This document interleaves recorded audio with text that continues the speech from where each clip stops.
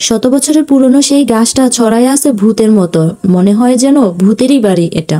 বাজারটা যেন প্রাণহীন, একেবারে মরে গেছে।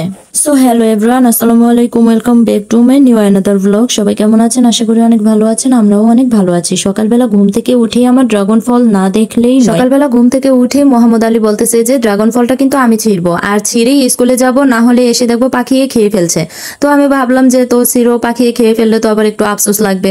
তো ছিঁড়েই বলতেছে কি সুন্দর গ্রান, অনেক সুন্দর, ভালো লাগতেছে, নিজের গাছের ফল, কত পাকা পাকা কথা।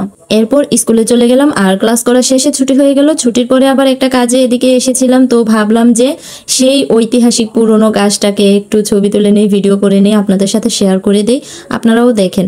এটা কিন্তু শত বছরেরও বেশি, 100+ হবে এই গাছটার বয়স। তো গাছটা এখনো কিন্তু ঠিক সেইভাবেই দাঁড়িয়ে আছে। একটা তাজা নতুন গাছও এভাবে বাঁচতে পারে না। আর এই গাছটা এত বছর কিভাবে বাঁচলো? আর এত মোটা গাছটা, হয়তো ভিডিওতে মোবাইলে দেখা যাচ্ছে না সেরকম, কিন্তু গাছটা অনেক মোটা। আর এদিকে যেই দালানটা আপনারা দেখতেছেন ইটের, এটা অবশ্য এখন দালান না, এটা অবশ্য এখন পুরনো বাড়ি হয়ে গেছে।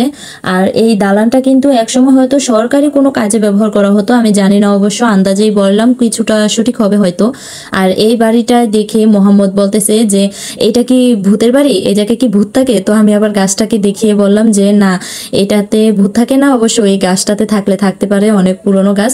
আর এইদিকে আমি আমাদের সেই চিরচেনা পথটা আপনাকে একটু দেখালাম, এই পথটাতে একটু হাঁটলাম, মনে এই গাছটার নিচ দিয়ে, এই পথটা দিয়ে, এই রাস্তাটা ব্রিজের উপর দিয়ে 5টা বছর হেঁটে গেছি স্কুলে। কত মাইল মাইল হেঁটে গেছি আর আসছি প্রতিদিন। 1 ঘন্টার রাস্তা, যেতে 1 ঘন্টা, আসতে 1 ঘন্টা, এরকম হবে। এই রাস্তাগুলো সব হেঁটেই স্কুলে যাওয়া হতো। তাই ব্রিজটার উপর দিয়ে মনের সুখে একটু হাঁটলাম, আর সেই পুরনো ফিলটা অনুভব করলাম। কত সুন্দর ছিল দিনগুলা। আর তখন খুব ব্যস্ততম দিন কাটিয়েছি, মনে করতাম যে কত দিনে যে এই দিনগুলো শেষ হবে।